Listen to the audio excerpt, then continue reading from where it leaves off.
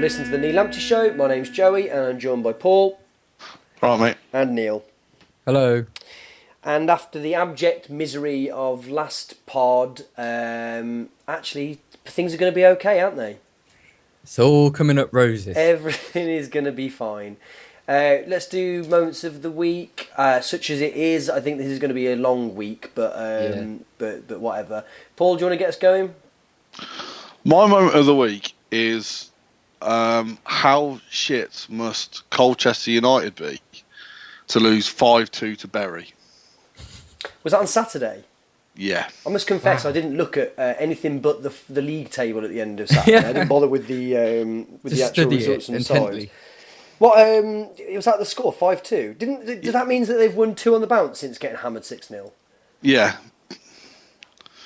It's just, and you watch that Bury. I know, obviously, we're going to talk about the Bury game, but we're going to talk about the Bury game. But when you watch that game, you would never think that Bury team could win another game in their entire lives, let alone absolutely hammer someone. It's just, well, I suppose it is. I mean, since we've last played, since the last pod, I was slightly worried that we might not be in the top 6.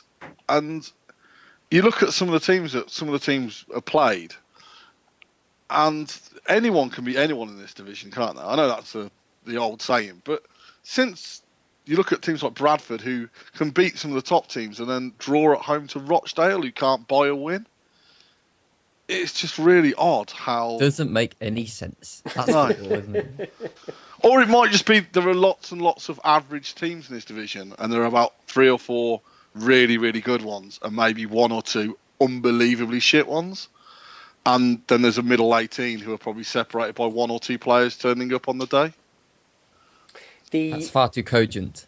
That might actually be what's happening, I think. It's just how odd the form table looks compared to the actual table. But then we're not treading... This is well-worn ground, isn't it? I guess that League One is a difficult league where anyone can beat anyone, isn't it? But then I guess we're not in the business of laser-sharp footballing insight either, so why not just perpetuate these cliches all the time? Sorry, go on, Paul. I just remembered another week. There was a tweet going round, and it looked at... basically, it colour-coded every team in the division, and then put on... I can't remember, it was worked out basically the points liable to be against the teams remaining, the likelihood of winning the game or something, with being sort of bright green the best and red being the worst. And I think out of everyone in the top half of the division, I think we had the brighter shade of green, which basically indicates that out of our last remaining, how many other games it is, we've got the easier running than all the teams around us. Really? Yeah. If I could be bothered, I'll have a look for the tweet. Aren't there too many games left to have much validity there? Well, no, because it's about a quarter of the season, isn't it? So, if you in the final quarter of the season, if you're only playing teams who are currently in the bottom, half of the table, and you've only got 1 game against someone in the top half, then obviously that's going to be weighted in your favour. I'd say it's almost exactly a third of the season that's left to go. Is it a third? But yeah, it's around that, isn't it? But I think that probably you're looking at it's the difference of 1 or 2 games in it, isn't it? Oh yeah, but it's still quite nice to see that we've got an easier running than teams like Millwall and Wigan. But I would say it's arbitrary as well because those easy games come now, and then once they're out of the way, we've got the harder running. I'm playing the Neil Allison branded statistics a bollocks card. Represent. I'm normally accused of being a miserable bastard. I've tried to find something positive for it, and I'm still being shot down. Talk about not being able to win. I like it. Green's good. Yeah, green is good. That's very good. Neil, yours? I thought there were lots of lovely tributes to Jimmy over last week. Yeah. This weekend, Legends Day was good, memorable occasion. Really liked the sign behind the stand, but on the pitch, the 4th goal against Bury is my moment of the week. John Flex, not because of what it was, we'll talk about that in a bit, but just kind of in the context of the match. 3-0. If they'd scored, I'd still worry. I think we were at the point where a goal against us at 3-0 potentially could have rattled us. But 4 was like, yeah, okay, I can relax now. Go into the second half, just worry about, if we're going to score a few more. So, moment of the week, 4th goal. Mine, part of me wants to talk about all of the ex-Cov players that played for Bury a couple of Saturdays ago individually. But those of you who were there will have seen it. Instead, I want to focus exclusively on the 45 minutes that Reece Brown had, who set a new watermark, definitely for poor performance by an opposition player, but maybe one of the worst performances I've seen in a live game, maybe ever. He's despicable, isn't he? And the funny thing is, like beforehand, I was sat there with my dad, and I said, "Was he really that bad?" And yeah, shut up, Neil. Yeah, 45 minutes later, you sort of realise, that guy hasn't got anything going for him. The only times I remember him getting close to anybody were fouls. Oh, God. Just a litany of terrible decisions made all the way through that first half before being unceremoniously hauled off at half time with the best left back in League One, Chris Hussey, I may add. I thought, to be fair, we're now going on to the. I thought Chris Hussey was a bit unlucky. I didn't think Chris Hussey was that bad. He sorted out Murphy, didn't he? I think he was too strong for him. Murphy didn't have a particularly good game at all, but Reece Brown, it's up there with Marcus Hall away at Derby, Adam Virgo at home Preston. I really wish you could see that Marcus Hall away. I don't remember that one. But oh my word! It's your reference point, isn't it? Yeah, consistently. But that Reece Brown one was right up there. That Marcus Hall one, I think he gave up. Would we concede 2 in maybe the first 15 minutes or something? And it felt like it could just go and go and go and go. But the difference is, and this is a major difference between the levels of performance, Marcus Hall was up against Rob Hulse, who just basically bullied him. He just outmuscled him, outfought him, outthought him, just completely dominated him in a way that sometimes physically imposing strikers can. The difference between that and Reece Brown was up against Armstrong, who was half his size. And the thing is, the first thing you're taught when you're a centre-half at any level is attack the ball. As soon as the ball bounces, you've sort of lost a bit of the initiative. But it was like, he would let the ball bounce 3 or 4 times. Armstrong was half his size and would position himself that when the ball bounced, Armstrong was in the stronger position. And you're like, this is basic defending 101, is don't let the ball bounce. Then it's 2, don't be outmanoeuvred by someone who's half your size. Physically impose yourself. And it was shocking, absolutely shocking how that guy played 45 minutes. I'd have taken him off after the first 5. But also, we're talking about it amongst us, a bit like Neil. It's like, oh, was he really that bad? It's like, this is a guy, it's not like we had him on loan last season. We had him on loan a couple of seasons ago. This is a guy who's still managing to forge a career out of being a professional footballer. And you're like, how? How is that happening? Because obviously what we saw him, he was shit. But surely he must be better than that. And then you see the performance against Armstrong, and you're like, everything about you is pathetic. Do you remember how bad he was for us?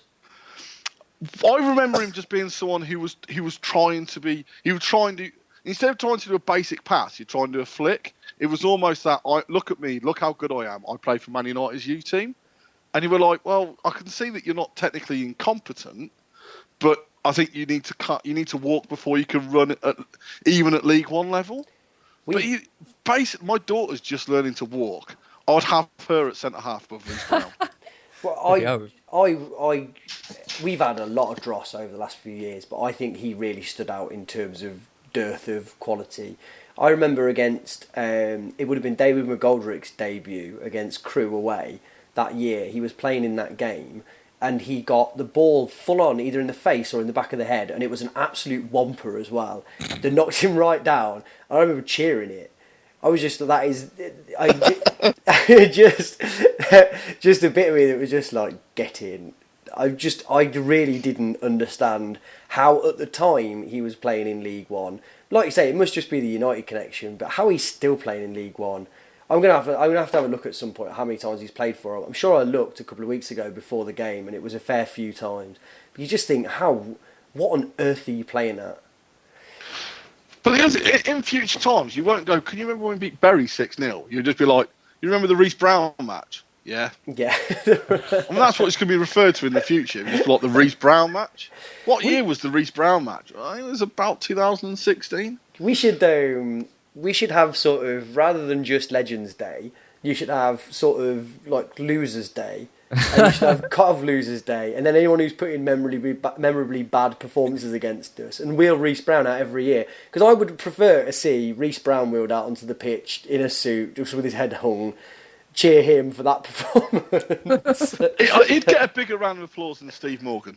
I'm putting it out there. No offence, Steve, if you're listening. I'm glad you come to Legends Day, but you are taking the word legend a bit too literally there.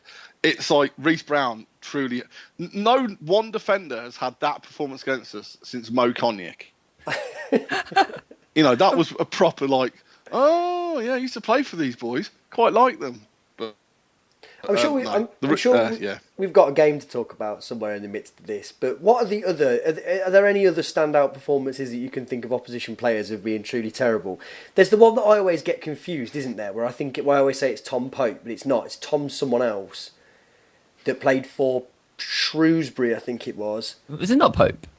No, I think I always get it confused, and someone always pulls me up on it. Some lanky striker who's chronically bad against us. Can anyone think of any others that stick out? I think the thing with Reece Brown is, I think we might not have noticed how bad it was if he hadn't have played for us. Because I think there's been lots of performances over the years which have been dreadful, but you just can't.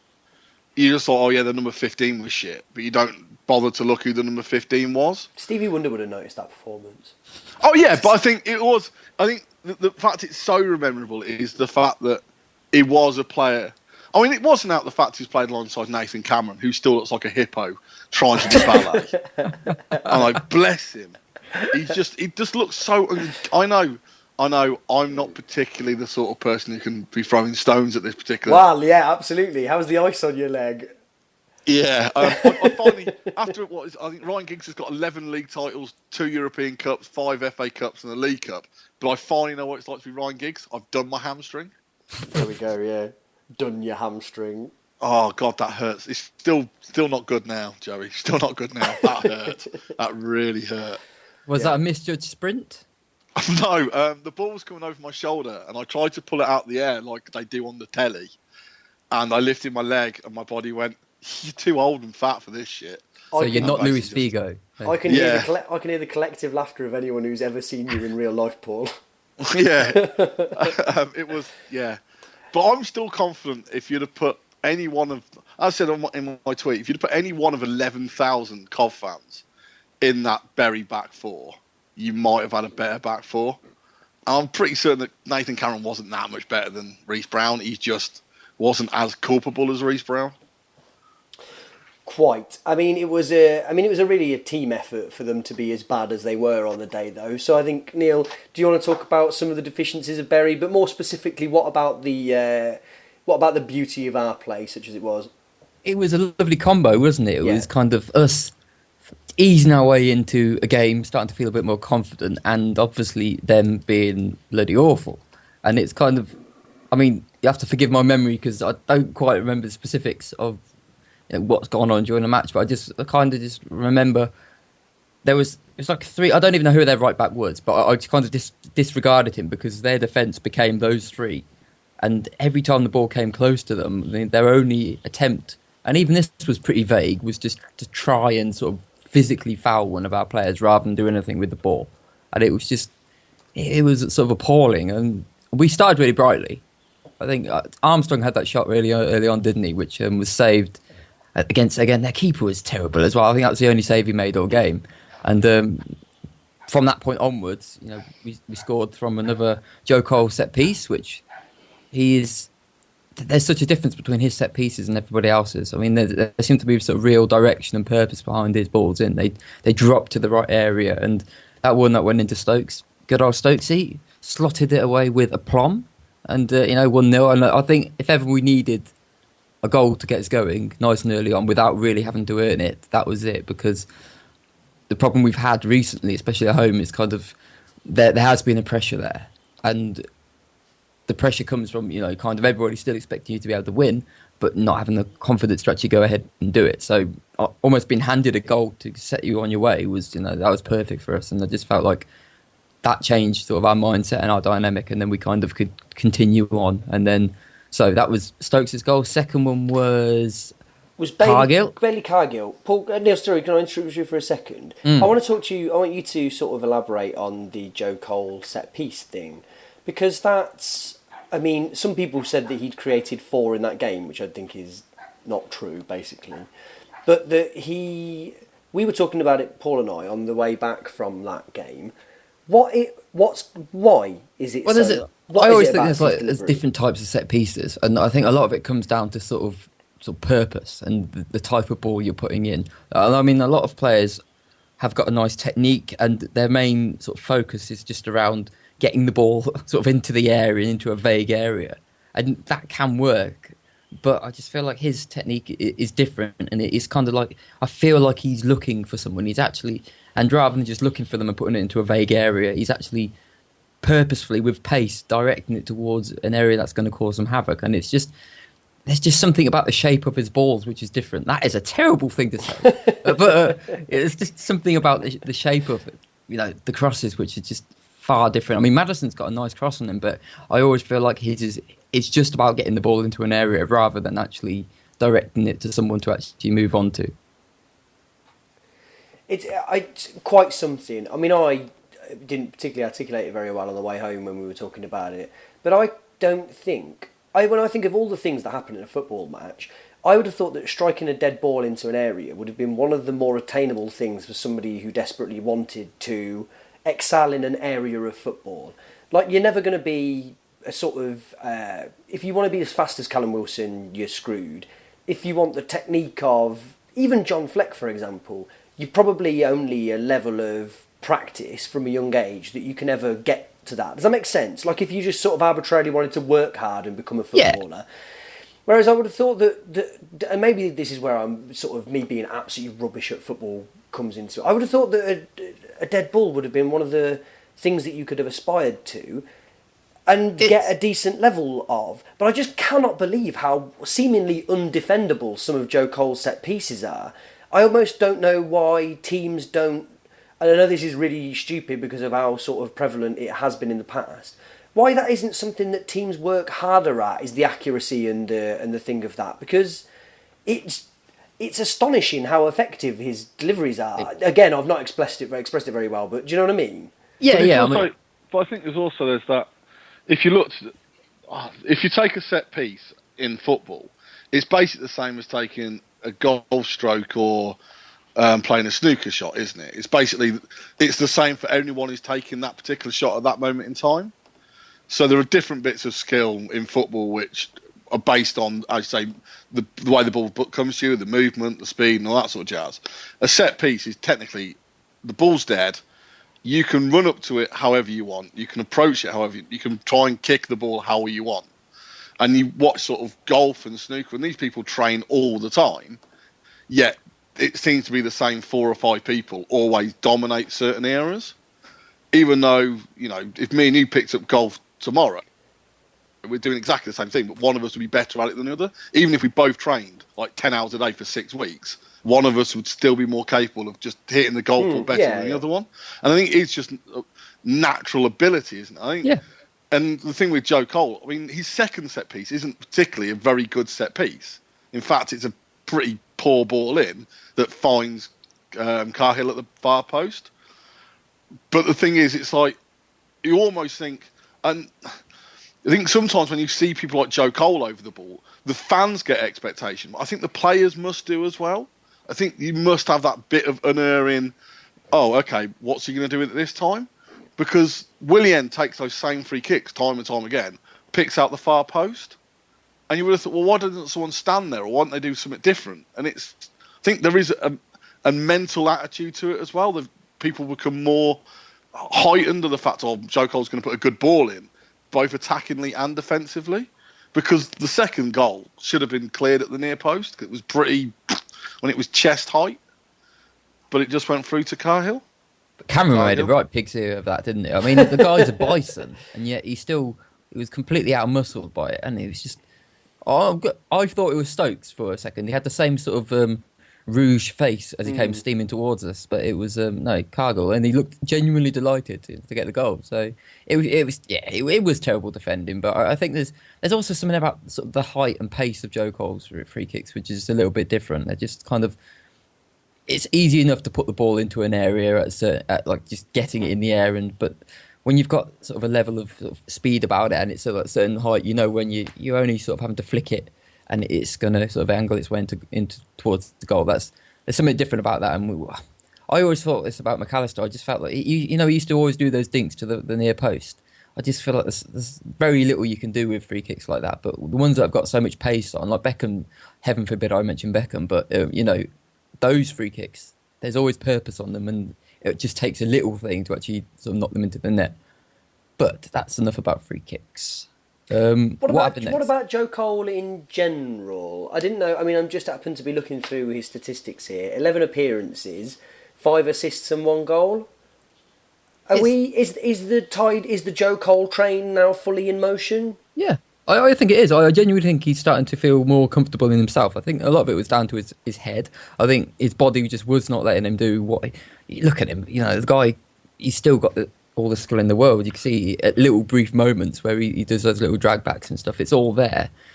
But he is at that age where his mind's working at a completely different level to his body now. And I think he's starting. He's got fitter, so that's helped him. But I think he's starting to adjust and understand kind of his limitations, if you like, and that's a gradual thing over the course of the season. And but beforehand, he was still sort of steaming around, knackering himself out, and then he was just useless for the rest of the half. Whereas now he's more impactful because he seems to drop a little bit more. He's happy to take the ball. He's happy just to nudge it off, and I feel like game by game he's having more of an impact because of it. And that, in my mind, that was his strongest game for us, just sort of all round. And there were lots of really good moments, and I feel like. I don't want him to become Ledley King, where he's sort of playing one match and then just not doing anything for 2 weeks, and we may not be able to play him. I don't want like once a month Joe Cole. I kind of want him in the team now. I want to see if he can actually manage it. Yeah, I agree with you. I think it was his best performance for us. It was a game that it felt like he could have played in his slippers, and that's not a criticism of him, nor really that much of an insult on Berry, despite the space that they gave him, but that he did. Everything went through him at one point or another, didn't it? Really, it kind of reminded me of the Crew game as well when he was because that was it was the same three actually behind the striker, and that was similar. It was just there was a connection between all of them. He wasn't trying to do too much. He looked sort of relaxed, and it sort of tells in his performances when he's having to come on and we're kind of losing, and the intention is right. He's got to do something magical. I don't think that's quite him anymore. So I didn't think. And me and Joey discussed this. I don't think he was that good. Maybe not that good isn't the right word. I didn't think he was that involved in the first half. And I know he set up the 2 set-piece goals, and so he obviously did have an impact. I thought in the first half he was relatively quiet. In the second half, by which point Berry had given up the ghost and had really stopped caring, he had a good game. Is that fair? And as someone else pointed out, no, as someone pointed out, it's like you've got a player who was once up for the Ballon d'Or playing against the Berry team who've given up the ghost. He's going to shine. And I don't want to take any. I don't agree. I think that's too far the other way. I thought in the second half he had a good game, but in the second half it was like a training match. It was so easy for everyone that he looked really good. And full credit to him, he did look really good in a game that we'd already easily won. And for me, the other he was great against Crew. Another game that we'd easily won. It's going to be interesting the next time we're in a tight game or a game that, apparently against Southend, he was non-existent and we got hammered. I think I'd like to see him shine in one of the games which is actually quite close or is a really interesting match. Shining in the second half against Berry is what it is. But the players around him help as well, I think. The fact that he had that group of players. Reece Brown and Nathan Cameron. Yeah, you said he played well in the second half. Yeah. But I think, but in the second half, I think Armstrong didn't look particularly that good in the first half. Second half, he scored 2 great goals. But I think you also got to put the context that Bury at half time are in that shit situation, like we're 4-0 down. What the fuck do we do? Do we try and attack and get a goal back? Do we defend deep? And, you know, the 2 goals, we really just caught them on the counter, and they were, you know, not taking anything away from the goals. They were really I feel like you are, Paul. Yeah, I do. From the gut. But I just think it's all about context again. I just feel we like... hadn't won in a few games, so I guess that... I'm not saying... I agree. I don't think they're nowhere near as good as they have been, but I think coming from a team that's not won in a few games, the confidence could potentially be quite brittle. I think they put on the performance that they needed to, and they didn't... I don't think they did anything wrong. No, I'm not. I'm not saying they did anything wrong. I'm trying to make it sound like you are. No. I know you're not. But I think you made a really salient point in your moment of the week.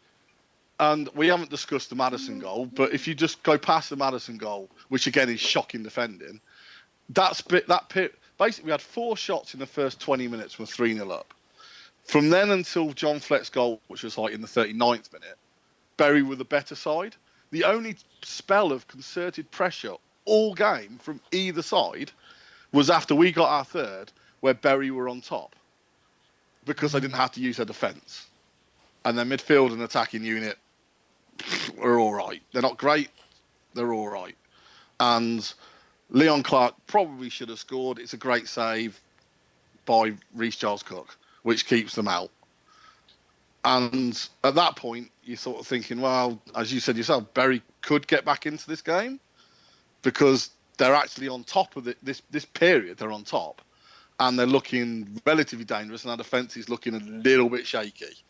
And I think you've got to give lots of credit to Reece Cook. He tried to stop the cross, and he got himself back into the centre of the goal, and the ball's hit him. But that's what you want your goalkeeper to do. You want your goalkeeper to be there to be hit. Yeah. And that's great, because that's what goalkeepers are there for, isn't it? They're there to be in the way of the ball. He could have not been in the way of the ball, but he got himself up, and then John Fleck scores his 40-yarder, which every time I look at it, I'm still wondering how he managed to travel that far and no one went to stop him. But hey, I'm not a Bury fan, so I don't give a shit. You could have seen that goal from space. Me and Sherwin discussed it, as we discussed previously. Sherwin's the goalkeeper of the crew, and he was like, this goalkeeper's shocking.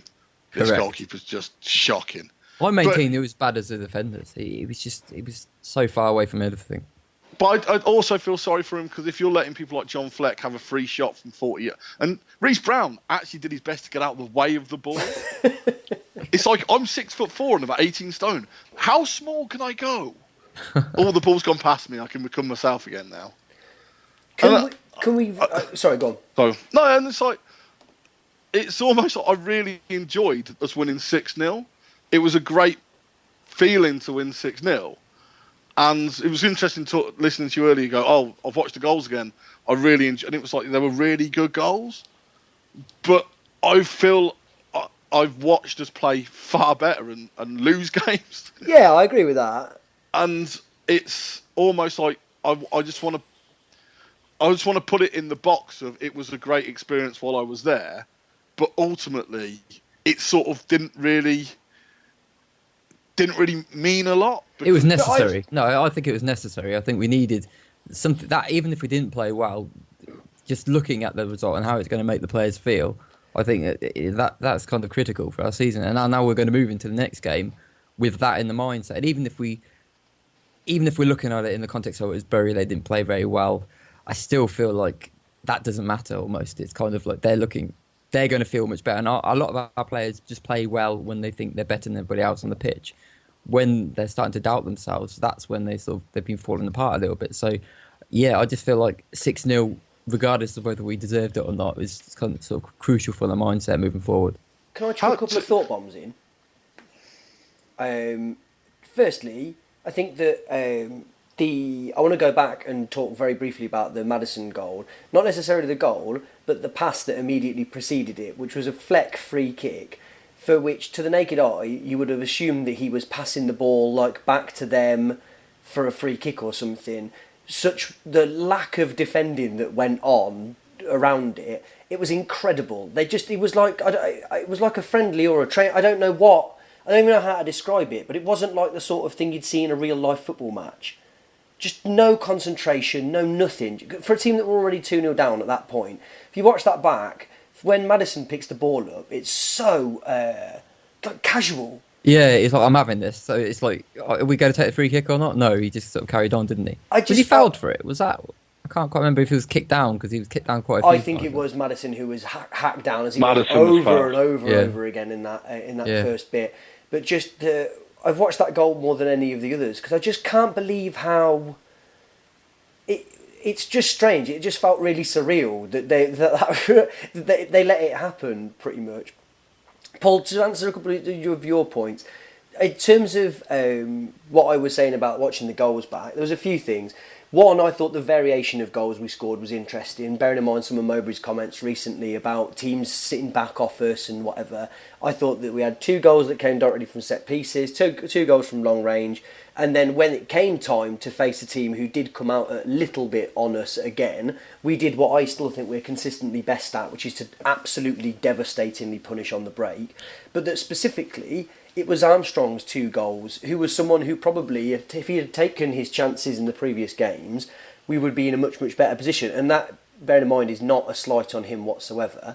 But that clinicalness in front of goal, we haven't mentioned yet that it was only 7 shots on target, wasn't it? Was it? Oh, was it? Oh, God. I know, yeah. Good honest. But that clinical nature in front of goal has been the one missing, the most prevalent missing factor that's been between us and victory in most recent weeks. So I do think it is probably most notable to say that Bury played incredibly poorly and sort of facilitated the victory. But I do think it took a level of performance on our part to see it through to the extent that we did.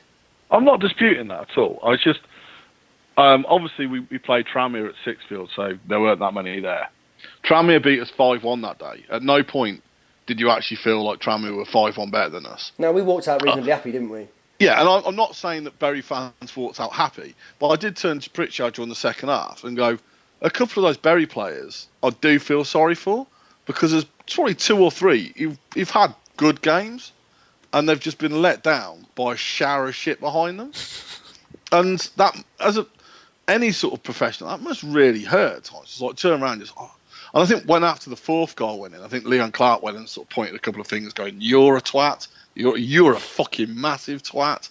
You're a twat. And it's like, there must be that part of you. It's just like, really? How? And as you said, we had 7 shots, scored 6. I think Liverpool had 9 shots and scored 6. Everton had 34 and couldn't score. It's just like, that's purely why we love football, isn't it? It's just... We've had I can remember we played Forest at home. I think Mark Crosley was in goal. We had about 120 odd shots, and you just like turn into the fucking bastard child of Yashin and Banks. And it's like, the hell are you doing? Like point blank everything. And you're like, and you have other games where it's like 6 shots, all going in the bottom corner, and you're like, fucking hell. Okay, let's have another. Oh, that one's gone in. And even one of the ones that the keeper saved. I don't want to take anything away, but it's sort of. There were a couple of players worth mentioning on our team. How did people think Jacob Murphy played? Because I know he's getting there was a couple of people on Twitter, and I know we had the Lonely Season on last week.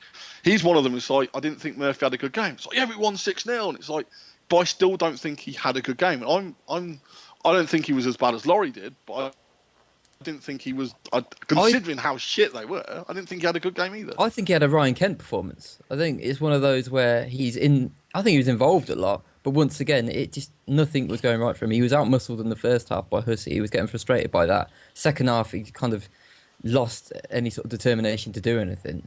But the value's always there, having him on the pitch, just because of he draws players towards him. He's always an outlet. Kind of, it's always worth giving him a run of the ball. But yeah, he had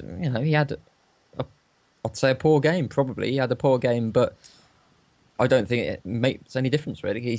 I'd much rather any Coventry City team with him on the pitch than him not on the pitch. And people saying, he's not played well for a few games. Well, he scored 11 goals. He's still a threat every single match. It doesn't matter. He's still far better than any other option we've got on that right hand side. Well, he's got to play for Arsenal because Jim O'Brien's gone. So yeah. You wouldn't drop that anyway, wouldn't you? We'll come on to that in a second. The final thing I'll say on Jacob Murphy, unless anybody else has got any final things to say. I agree with you, I think he had a poor game in general, but the 2 counter-attacking goals have got him in the middle of them. You don't get exactly, those. You don't get those counter-attacking goals without his intelligence in the centre circle for is it the second one, where he picks up the ball, takes one step right, Fleck, yeah. and then plays an inside pass to Fleck that sort of then goes on to play Armstrong in. I can't remember if that's the fifth or the sixth, but equally the other one, it's him just bursting forward, and sometimes it's just as important off the ball in a situation like that. You just need to be dragging players into the corners if possible to free up space for Armstrong to jut inside, that's Armstrong in a nutshell, isn't it? Them 2 goals that he scored. You want someone to create space in the centre of the goal for him to run into, and he'll just do everything else. I feel like we're always so, as fans, sort of dismissive of things that aren't sort of direct. Like, if there's no direct influence between what Murphy does and the goals, we forget it, and it's kind of just brushed in the carpet. But like you say, those 2 elements were just, even if he doesn't directly assist the goal, it's the pass, it's him drawing players. People thinking, shit, that Jacob Murphy's quick, I'm going to have to follow him. You wouldn't do that if that was Ramirez. You wouldn't react as a defender in the same way as you would do with Jacob Murphy. And it's that influence which I think is important. And I think people forget, because if he doesn't beat a man a few times, he's having a poor game. Could it also be, Neil, could it also be the fact that he's had his best run of his best, probably most influential games playing through the middle, and now he's being sort of shumped back to the wing? Well, I think it's interesting because obviously you both made a really salient point. I mean, he was very influential in those two goals, but it was when he had drifted more central. At the moment, I get, and obviously you can argue with me if you wish, I feel that at the moment when he's up against one-on-one against fullbacks, he doesn't seem to have the same bravado that he had at the start of the season. I feel like when he's in the middle and he's drifting between players and isn't sort of matched up one-on-one, then he's playing with a bit more freedom. While I think he had his most noticeable one in the middle, didn't he? That was certainly his most noticeable period. But I do. My memories of him actually are on the wing. I kind of feel like later on in games, just him getting the ball, taking people on, and there's so many in my mind where he seems so threatening when he gets the ball. So I just think maybe because it's the peaks he's hit, it kind of in a way sort of diminishes the other bits, and you kind of think, oh, they weren't quite as noticeable as what actually he did when he was in the middle of the pitch. But I still think it surpasses a lot of other players in the team. How far do you think he can go? Or what sort of level do you think? Yeah, we always put it down to sort of consistency, don't we? Like you'll make the Premier League if you can perform at a certain level for a certain amount of games in a row. I think he's too young to sort of commit him to the Premier League. I think he's got the speed for it if he maintains that. But I think he's Championship, definitely. And then, if he can make an impact in the teams and he maintains sort of the confidence that sort of Callum Wilson was able to sort of instill in this game, then there's no reason why he can't sort of find his way into a Premier team.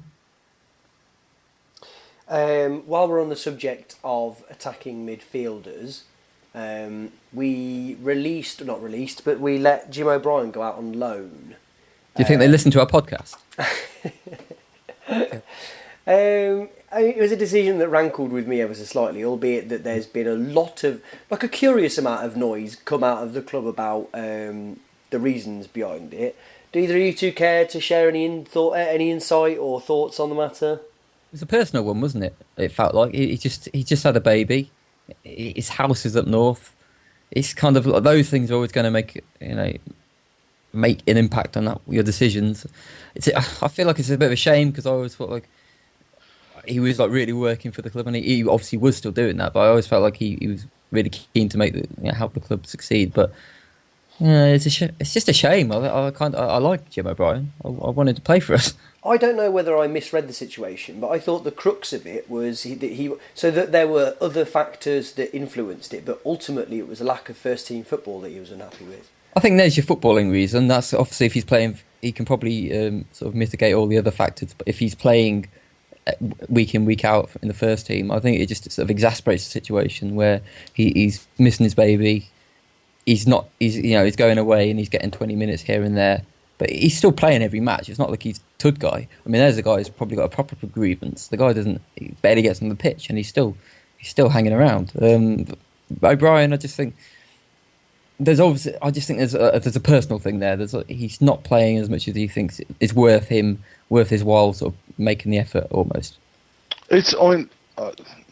You read the interviews and basically, he was basically saying he spent 2 nights in a hotel and he wasn't prepared to do it if he wasn't going to play. And you could think, well, we're coming to the end of the season. There's only 13, 14 games left. So it's only really, you got 3 months to sort of, your baby's 1, you've been doing this all season, you'll be back to Barnsley in the summer. This hasn't been, it might have been building up, but there's only 3 months left till the end of the season. We're 5th in the league, 6th in the league. We've got a lot of big games coming up. We're soon about to play Saturday, Tuesday. Just keep him in the squad. Just sort of basically say, look, I appreciate all these shitty things, but you're a key member of my team, and while you haven't been in the first team recently, there's no denying you could, if something happened to Jacob Murphy or something happened to Joe Cole, you're the next in line. Yeah. And if we're going to play Saturday, Tuesday, Joe Cole can't play Saturday, Tuesday, so Joe Cole play the Saturday, you play the Tuesday. And I know it's not really what you want, but, you could stay here and you could be part of the squad, you could get promoted. And you think if they had wanted to keep him, they probably could have spun it in a similar way. But in the 5 games post the blaming him for the Walsall equaliser, he's only started 1 of them. And the rest of them, I think he's made 1 sub-appearance. And I think they basically fell out at that point. And he signed Stephen Hunt, crucially. Not only just signed Stephen Hunt, he's put him straight into the first team. From nowhere, and it's like, Jim, you're at fault for the Walsall game. I've come out and I've told everyone that you're to blame. And then I've got Stephen Hunt in, and he's taking your place for the next 2 games. And in one of those games, he's so shit, I've got to take him off at half-time and bring you on to try and rescue the situation. But at the end of the day, you were at fault against Walsall, so you're the person who's going to be talked about. I tweeted and went, the guy's created 6 goals this season. He's the second highest assist after Jacob Murphy. Him alone has been involved in more goals than anyone else in the team apart from Armstrong and Murphy, because he's created 6 and scored 2. And so I went, yeah, but how many goals has he cost us? You're like, no one's ever said that before until Murray blamed him for the Walsall game, and now suddenly he's costing us goals every week. And you're like, people can say anything. People can say stuff, and there's no comeback. It's just, he's not playing well at the moment. Justify it. But he's not. He's not. But right, the thing is, he's right fucking wing in a 4-2-3-1 system. It's like if your centre-back's costing you loads of goals, you've got a major issue. How you can pin it down to the man who's playing right wing when they've got to get through the rest of the team to score? Like, if it's his mark, you lose your man at a free kick, it's like, I should have marked him. Or, Reece Brown was clearly at fault for at least 2 of the goals against Bury. There's no fucking denying that, because his man he was marking scored. But Jim O'Brien really at fault for as many goals as he's helped us score this season? No, I'm sorry. And it's like, he'll always be in my credit book for the first half against Peterborough where we were fucking dreadful. He came on and suddenly we were a football team again. He gave us that drive and enthusiasm. And we're going to miss that because we've got no one else in the squad who gives us that drive and enthusiasm. And people say, we won 6-0 without him. And you're like, well, yeah, we did. But that doesn't mean between now and the end of the season we won't need him. At some point, that front 4 won't be able to play. And then you're looking at it going, would I rather have Jim O'Brien, Hunt, or Lemares? And it's like, that for me, it's very easy. It's Jim O'Brien. How many times this season have we sort of sat here on this pod and said, just speaking about a specific game and saying, Jim O'Brien set the tone this last week. Jim O'Brien, even though he didn't play well, he set the tone. It's like a recurring theme because it's another example of sort of influence and what he sort of brought to the team. And that Peterborough game was him in absolute nutshell. That's kind of why we brought him on, because you're always thinking, oh, can he do this? And he did exactly what you expected him to that one match. And I feel like people got short memories. People hone in on single memories about a player and kind of use that as like regular criticism, and they kind of just disregard everything else that goes on around them. And I feel like that's probably why we get sort of players who nobody likes, because they do one thing bad and people just can't remove themselves from that one thought. And I mean, Reece Brown did multiple things that people didn't like, so you can allow that. I mean, put criticism, but there are players over the year where they've done one thing wrong, and that's it. It's kind of that's your memory of that player then for the rest of the season, and it just doesn't seem fair. Just thinking about Reece Brown, I'd actually like to challenge the assertion that you made, Paul, that Reece Brown was responsible for 2 of the goals on Saturday, because I actually felt after witnessing that performance that on some sort of cosmic level he was responsible for all goals that had been conceded in the last 10 years or so. Well, the most ridiculous thing is, and it's just it comes to me, wasn't he our Player of the Year last year? Huh? Who, Reece Brown? No, Jim O'Brien. Yeah. What? I don't think Reece Brown's ever been anyone's Player of the Year. Maybe his mom's because Wes still Brown. got Wes Brown. Yeah. Sorry, Reece. Sorry, Reece. This year's Player of the Year with the Brown family goes to Wes Brown. 16 years running, Mom. No, Jim O'Brien was Player of the Year last year. Yeah. Yeah. He's played far better this year than he did last year. Yeah, this year when we release him, people are going, that's a great thing to do. I'm like, huh? What? No, I'm not saying, sorry, let's go. I'm not saying he was brilliant, because he clearly wasn't. And I'm not saying he will be the difference between us getting promoted or not, because he won't. But I stand by the fact that you don't want to weaken your squad when you can't bring anyone in. And for me, losing Jim O'Brien feels, as I said, to me, we've weakened the squad needlessly. Yeah, I agree. I think we're all preaching to the converted here in terms of us 3 talking amongst ourselves. So I think that's probably enough Jim O'Brien chat. Neil, I would invite any further comments you have about the Bury game, and then we'll move on. Just Armstrong's finishes. They were kind of Armstrong all over. The first one, like we spoke just off the podcast about it, but at the time it was kind of I felt he's going to score this because it was his moment. That those are the ones where he's running at pace onto the ball straight towards the keeper. He puts those away more often than not. You look back on the replay, and he's like 23 yards out, just so far out of and it just slotted it past the keeper. It was incredibly poor, but just to put it away so easily was just fantastic. And then the second one, it was in many ways it was similar. It was just him running at pace onto the ball, picking it up, not taking much time about it, and just putting it home once again right at the keeper, and he let it through him. So, I'm glad he scored again because it's crucial for his confidence that he continues to sort of chip away at his tally 1 or 2 every few games just to keep, because when he's not scoring, I mean, we're then having to rely on other players. And if Murphy, I'm going to do inverted commas which nobody can see, sort of has a bad game, we're then struggling for goals from other places. So no, good on him. I think he did well to get those 2 goals, and all in all it sets us up nicely. I mean, I still think we need to win 3 in a row just to set ourselves up for the remaining games. So we need to win this weekend and then back that up again with another one. And then we're looking good. We're looking solid again. We can't lose now. We can't lose this weekend because it sort of smashes up the impetus that we've just created for ourselves. So we need to back it up with another win. We've got the game in hand as well. Other teams are fanning about like losing games. So, yeah. I would take, and this is... it shouldn't be a lofty ambition. In fact, it's an absolute necessity if we've got serious interest in getting promoted.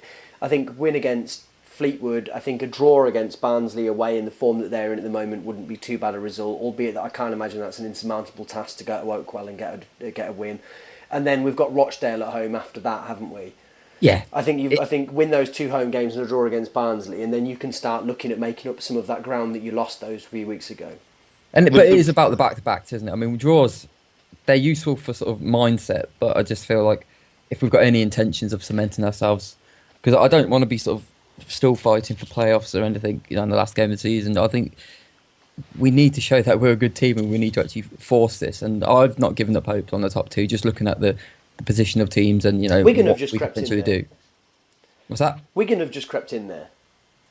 Yeah, out of nowhere. I know they've got 2 games on top or whatever, but I do think it's a pertinent reminder that actually you can go on a run and take it, but you have to go on a run. Yeah, and that's it. You don't look your way anyway. You have to win games constantly. You can't just win one, lose one, because it doesn't get you anywhere. Lucky is probably not the right word. There have been results which have gone our way in the last couple of weeks, which have meant that the teams who could have overtaken us were still 4 points behind by the time they got to play the equal number of games. Southend have just won, so Southend go 2 points behind us. Have they beat Burton, really? They beat Burton 3-1. Wow. But, and they next play on fucking Pellegrini bitch. Oh, they played too many games because I manage £1 billion football club with all loads of players. Southend are playing tonight against Burton. They're playing on Friday night against Port Vale. What, Friday? Yeah.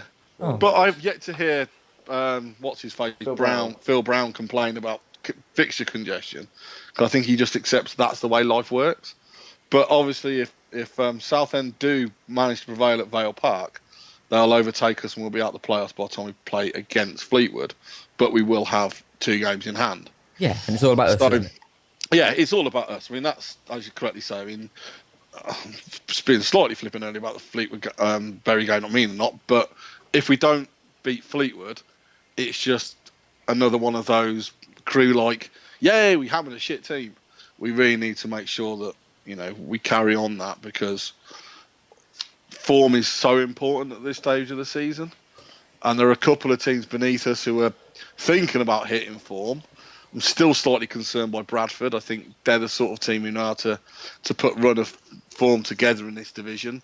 Sheffield United, Billy Sharp seems to have hit some sort of goal scoring form. So there are a couple of teams beneath us who we've got to play as well, who are sort of positioning themselves. So, you know, we can't give them the opportunity. Yeah, we won't stumble in, will we? You can't stumble in because someone's going to steal your place. Yeah, exactly. And if we're not good enough, then I couldn't give monkeys about being in anyway. It's kind of like, I want us to be good enough. I want us to actually start playing well and getting the points. And then you don't even have to worry about other teams. They should start worrying about us again. Good stuff. Neil, is that you done with Bury?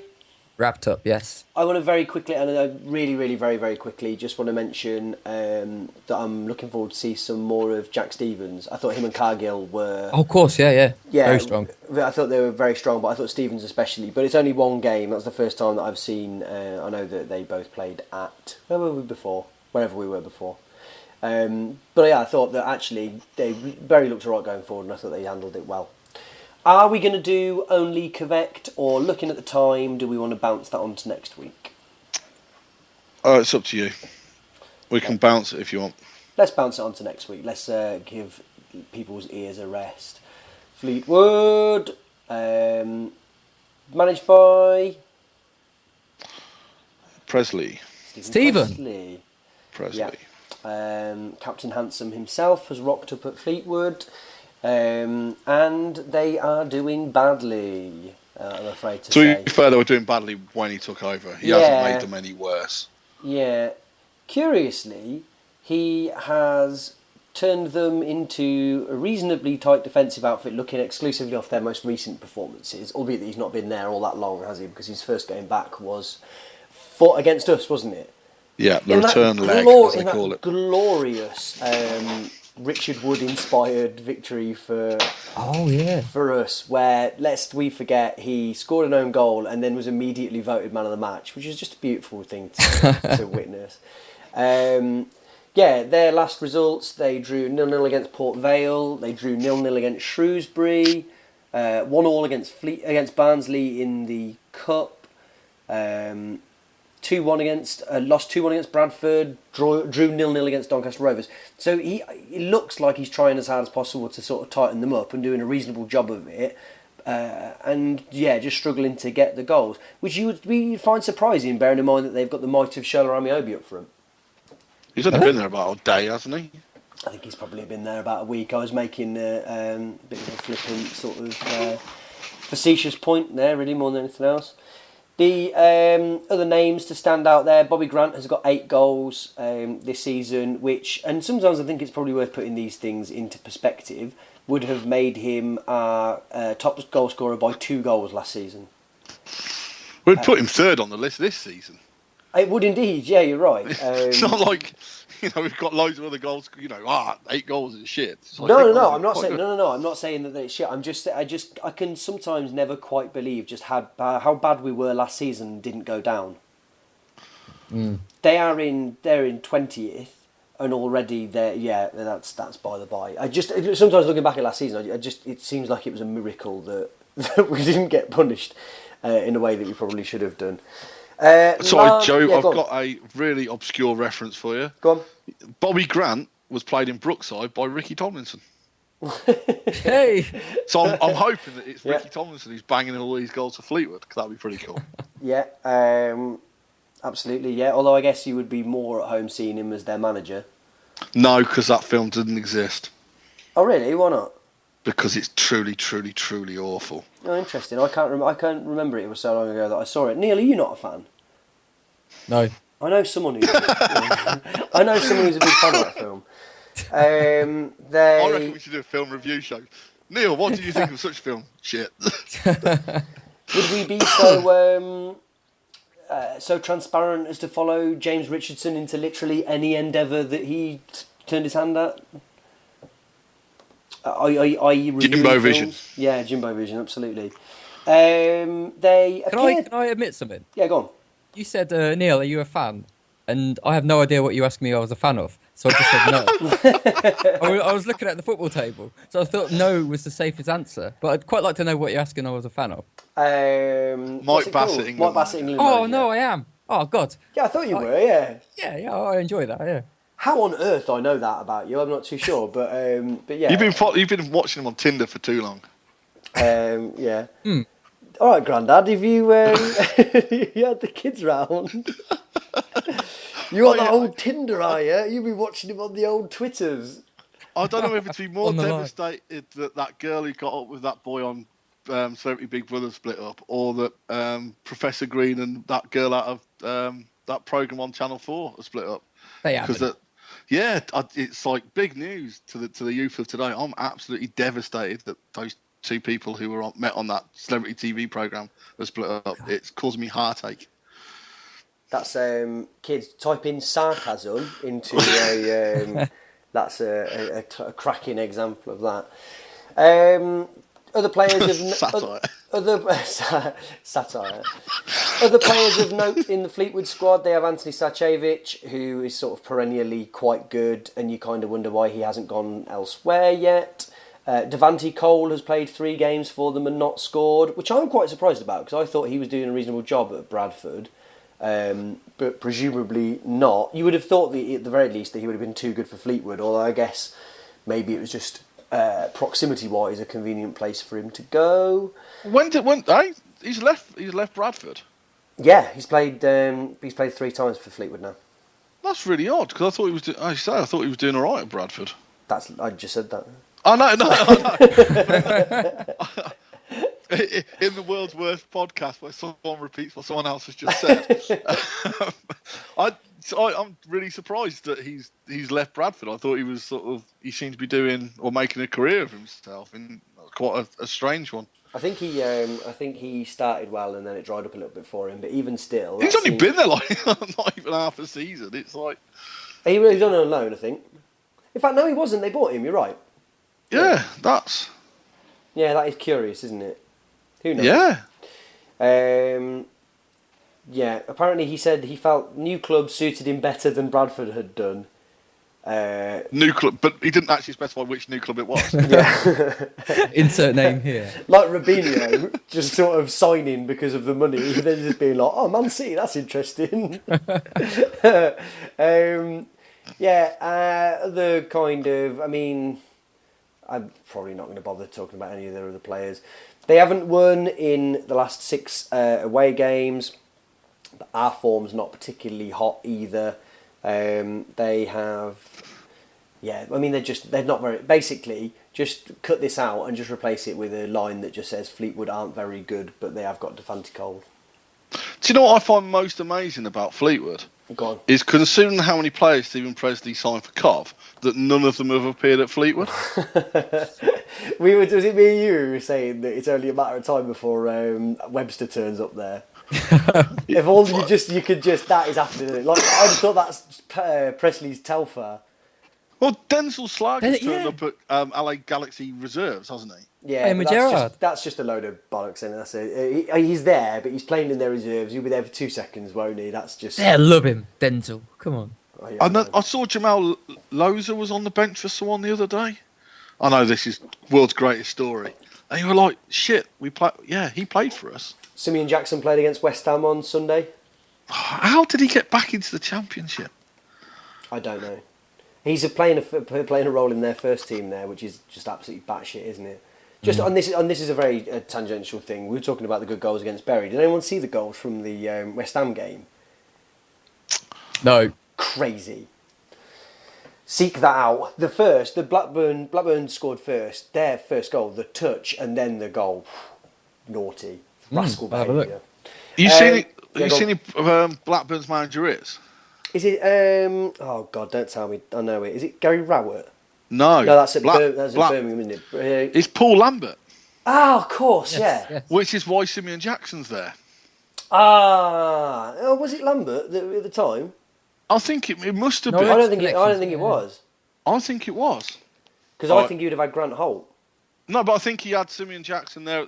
I think Grant Holt Platt was. I think it's likely. Yeah, they were there together. Yeah. I think it was. He's been released, hasn't he, Grant Holt? Has he? Well, If we're playing like a game of connections, just wheeling. Right, who's connected to Grant Holt? Let's keep going. Well, it should have been anyone in the England squad of 2012, but didn't go. Which I still think is the biggest criminal injustice in international football history. Since Dion Dublin. Well, yeah, second Dion Dublin, third that Cody McDonald never got cap either. There you go. Still time. Well, yeah, absolutely, yeah. I feel like we're meandering, although somehow still the best bit of the pod. So I don't know what to think. Shall we wrap it up there? We do predictions, even though they don't mean anything. I think we're done with predictions, aren't we? What we did last time, which was really clever, is we predicted what the first team would be, and one of us was only one player out, and that team won 6-0. Was me, wasn't it? No. Yeah. Oh no, it wasn't me, was it? No, it was someone else. I won't mention names, but it was me. All I'll say is that was almost to the letter the team that I picked in the car. Although probably I'd had 15 different iterations of the team that I put out, as I usually do. From 2010 to 2013, they're both at Norwich. Joined their halcyon rise up the table. Okay, there you go. Did you see that? Sorry, bobbing on Norwich and on our links again. Did you see what they said about James Maddison? Well, we had like £9 million and we went to sign someone, but he wasn't available. And we thought, we've got £9 million. What the fuck should we do with it? Oh, we'll buy James Maddison from Cov instead. It's depressing, isn't it? It's a bit like sort of going into a shop and going, oh, I've decided I'm going to buy a chocolate bar and they don't have Whispers, so I'm going to buy Bounty instead. It's like, this means nothing to you. £2.5 million means nothing to you. And you signed our best player. Because it was an afterthought at the end of a long day. And we let it happen. I'm going to put this out there, even by your standards, that was a crap analogy. I could